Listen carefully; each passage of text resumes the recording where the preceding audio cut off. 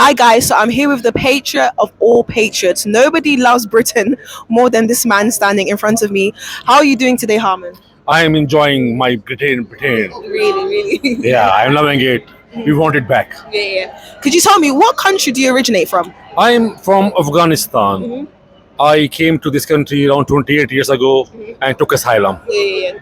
And a lot of people might look at you and say that you are a sellout, you sold out your community. What are you doing here? What's your thoughts on that? My community is my country. My loyalty stand with the country who gave me shelter. The community who lives in this country, they came here.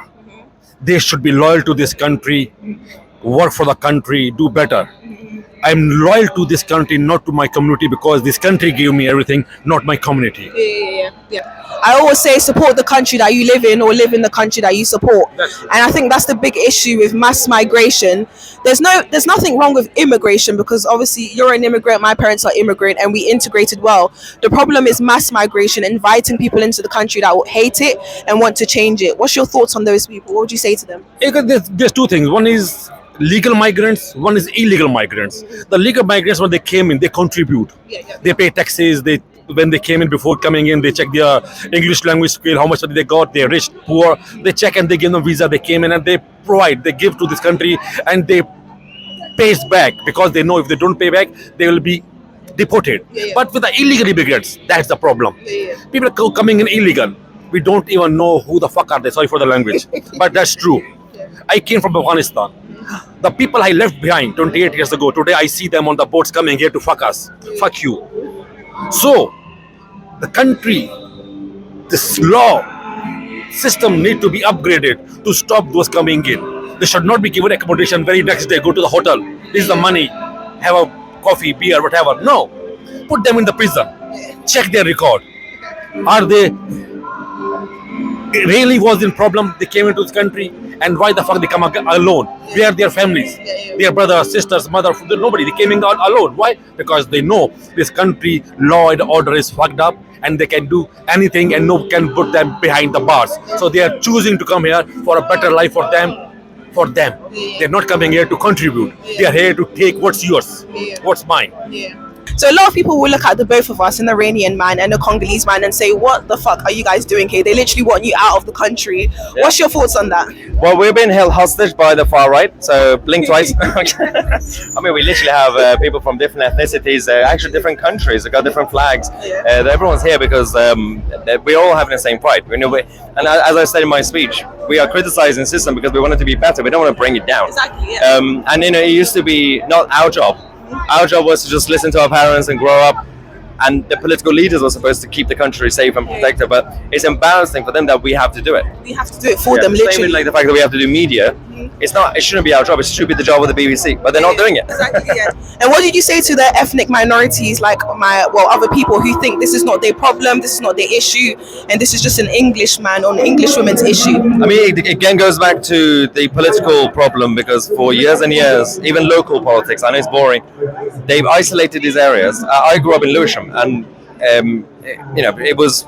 People thought because there was deprived areas, people thought, well, I'm going to stay in Lewisham in a council estate, and I'm not going to even see a white person. I can't even think about going to Chelsea, for example. But we have to actually.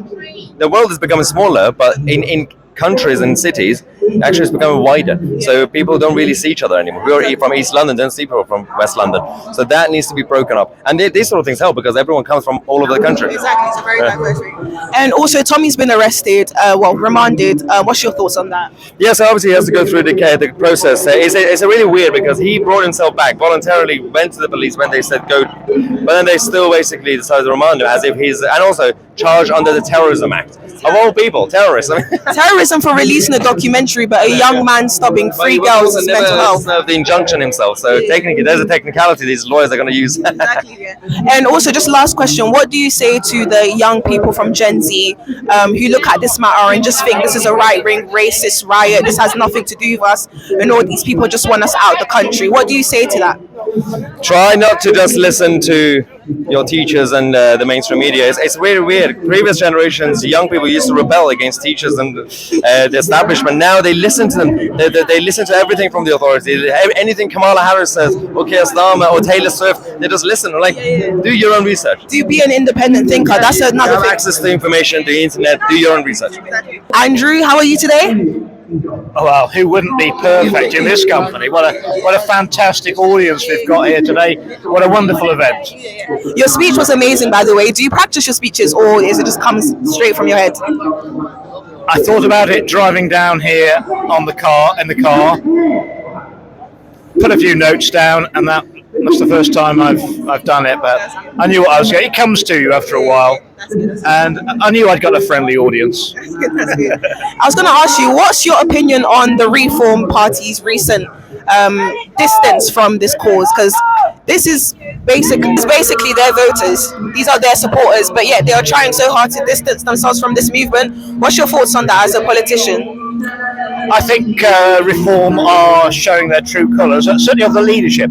You're absolutely right. I get on really well with all the people who support Reform all over the country, but they're being let down by their leadership, and there's got to be an alternative, and watch this space. I think we're going to be coming with an alternative which somebody actually does work for the people, represents the people, not like the parties in Westminster.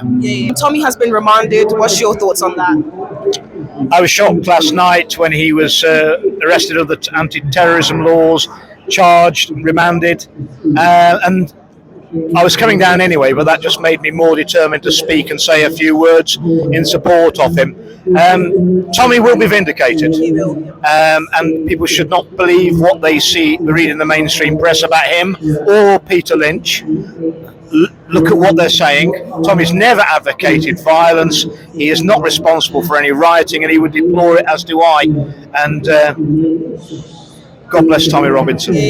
Honestly, I never really paid too much attention to Tommy, but every time I did see him, they always painted out to be this Islamophobe racist. But it just took one interview. It just took one interview of me watching him, and I couldn't agree with anything that he said. Disagree, with anything that he said. Like, how could you possibly disagree with children not being groomed and mass migration? And if you actually take the time and watch Tommy's documentary that he had an injunction not to release, you can see why they didn't want that release, because he was exposing the lies and the mainstream media manipulation, and people need to watch that, and tens of millions of people have.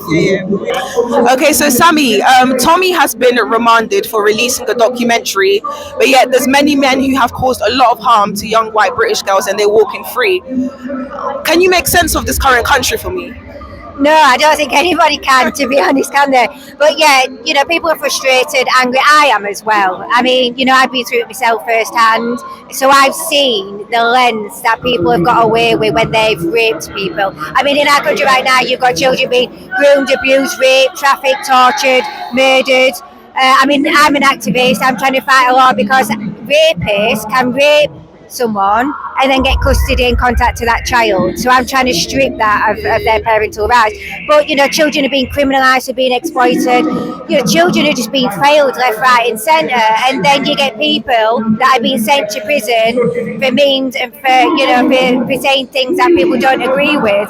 There's some people that they've been critical of our government, saying that there's corruption, etc. Well, that's true. I myself have proved it. I even sued and I won because of it. So yeah, there's a lot going on in the country that should be happening. And why do you think the government is trying so hard to cover up the grooming scandal?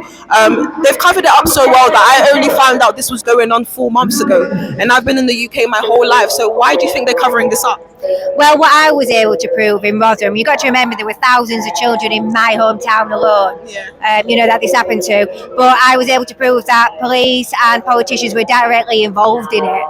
So yeah, I need politicians, police officers, and again, I sued and I won. So paedophilia, it goes right up to the top. I absolutely had always had my suspicions that a lot of our politicians, if you climb up the hierarchy, they do partake in paedophilia, and I believe child sacrifice, which goes against my religion as a Christian.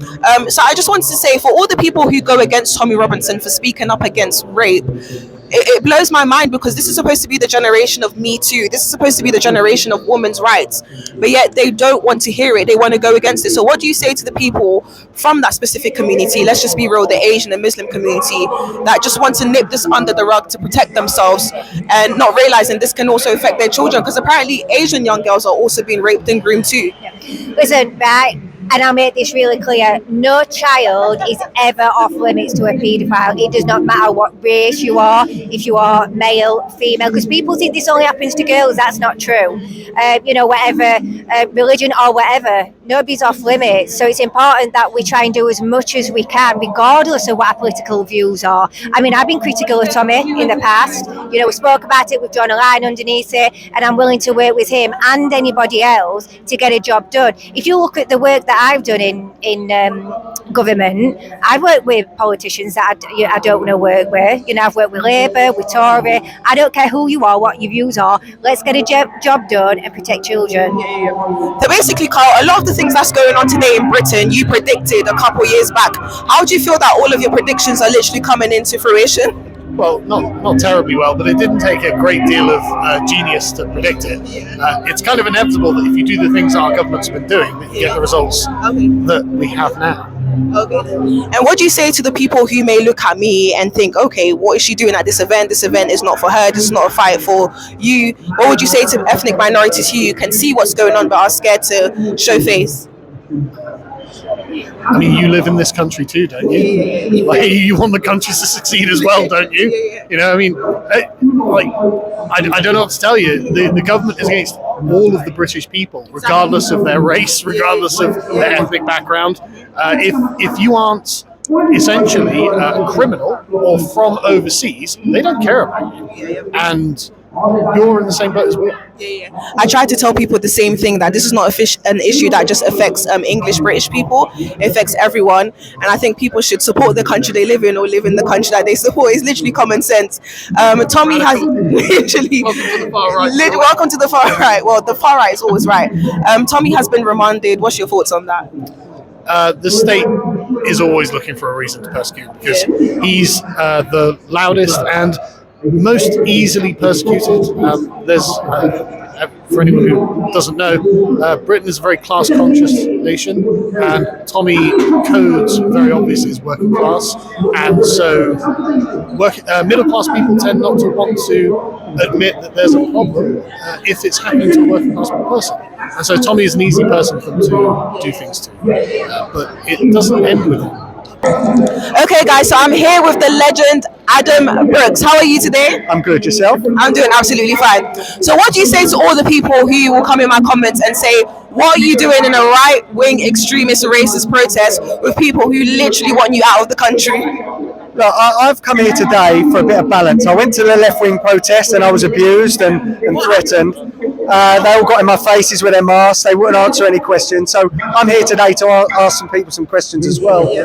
I've come here and, I'm seeing people of all colours, of all creeds and religions, here venting their frustration of the way that the government is ruling this country.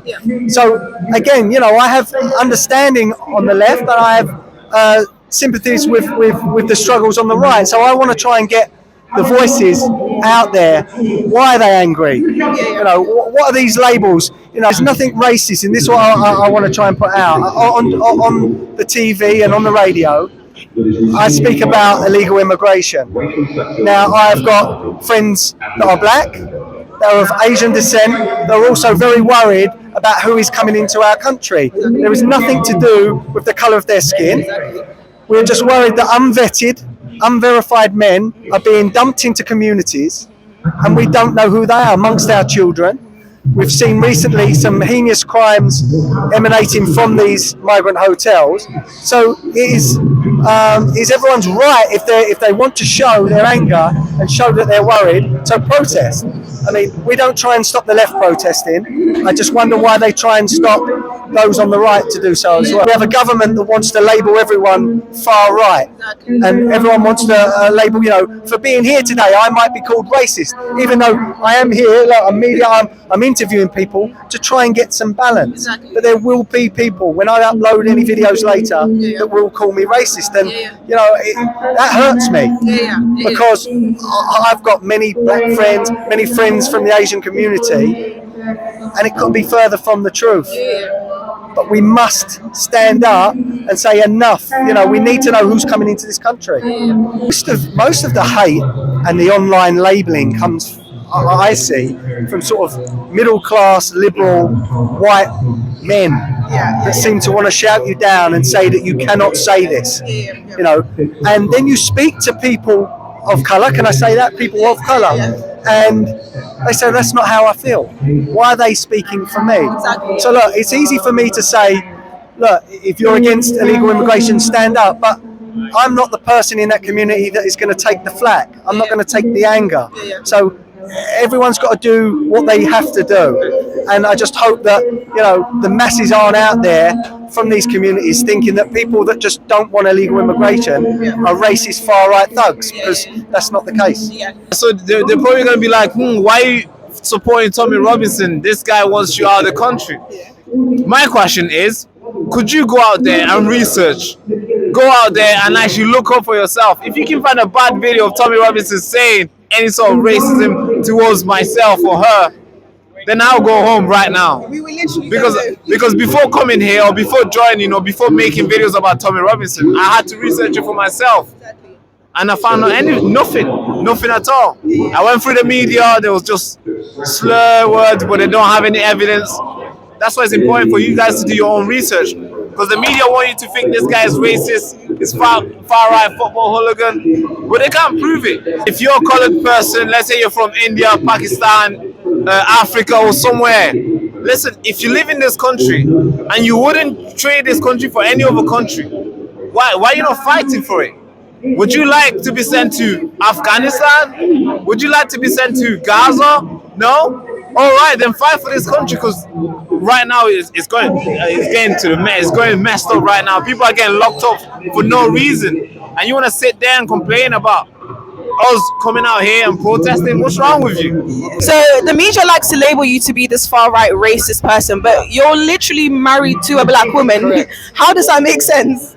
Let me just correct something. I'm married to the most beautiful black woman that God ever made on this planet.